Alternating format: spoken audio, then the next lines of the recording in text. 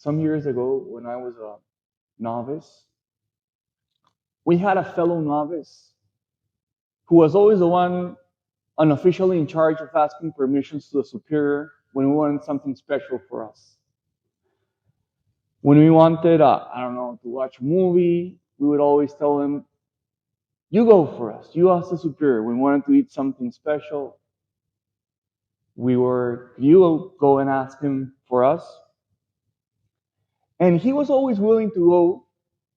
And I was very amazed by his, let's say, courage to always ask for permission. And I once asked him, why are you always willing to do this? And he said, the worst thing that can happen is that they say no. That's the worst thing that can happen, that they say no.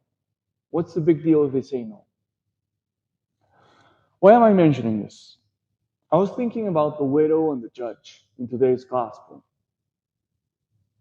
How many times must the judge have said no to the widow? How many times did the widow come up to the judge and say, make me justice?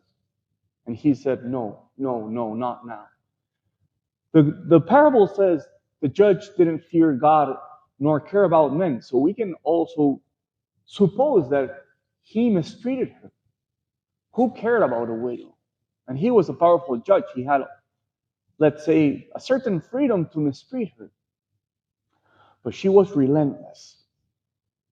Because she didn't fear to hear a no. But I also think that she already gave up on her self-love and she was willing to be humiliated as long as she got justice. So how does this apply to our life? What relationship can we find to our own life? Today, the Lord is speaking about perseverance in prayer.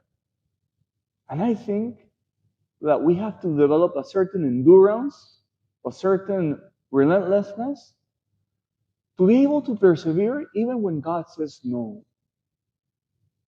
Because sometimes there can be certain self-love and, if you didn't grant me this, sometimes people get angry with God. Or sometimes people just don't persevere because they don't want to hear no.